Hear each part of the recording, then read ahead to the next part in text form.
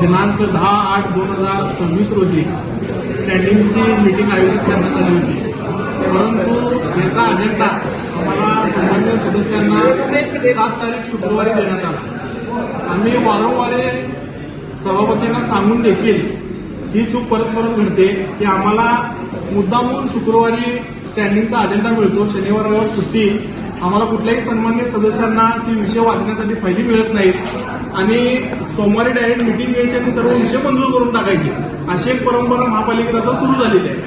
आजचा स्टँडिंगमधील 10व्या नंबरचा विषय जैविकीय वैद्यकीय कचरा व्यवस्थापन संदर्भात शेड भाड्याने देण्याचा अजेंड्यावर आज 10व्या नंबरला विषय आहे। या विषयासंदर्भात गोविंद बायोमेडिकल कंपनीला 10 दिवस पूर्वीच टेंडर देण्यात आलेला आहे।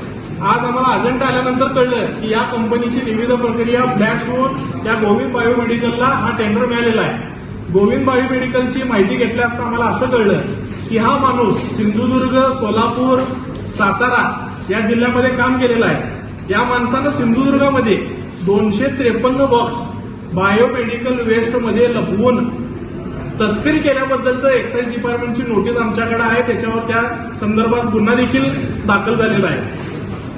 ग्रामपंचायत नेरूरमध्ये हा व्यक्ती काम करत असताना चुकीच्या पद्धतीनं मेडिकल वेस्ट विल्हेवाट लावल्यामुळे 2 लोक मृत पावल्यात असा ग्रामपंचायतीचा इथं आमच्याकडे पत्र देखील आहे। साताऱ्यामध्ये मुख्य अधिकाऱ्यांची त्यांनी बनावट सही केली, तिथल्या मुख्य अधिकाऱ्यांनी या माणसावर गुन्हा देखील त्याच्यावर नोंद केलेला आहे।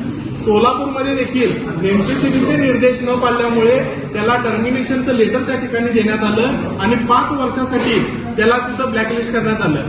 मग अशा व्यक्तींना आपण जर महापालिकेत थारा द्यायला लागलो तर चांगल्या कंपनी महापालिकेत येणार नाहीत आणि अशा गुंड आणि तस्करी लोकांना आपण आज स्टँडिंगमध्ये मला आश्चर्य वाटतंय की ही सर्व वस्तुजन्य परिस्थिती आम्ही सर्व सन्मान्य सदस्यांना सांगून देखील हा विषय 12-4 मतानं मंजूर करण्यात आला, याचा आम्हाला आज धक्का वाटतो। आणि येणाऱ्या काही दिवसांमध्ये आम्ही शिवसेना आघाडीचे 4 सदस्य स्टँडिंगचे सन्मान्य महापौर साहेबांकडे विशेष सभेची मागणी करणार आहे आणि हा टेंडर कशा पद्धतीनं चुकीचा आहे या संपूर्ण इचलकरंजी शहराला दाखवून देऊन हा विषय टेंडर ह्या माणसाचा रद्द करण्यासाठी आम्ही येणाऱ्या महासभेमध्ये मागणी करणार आहोत।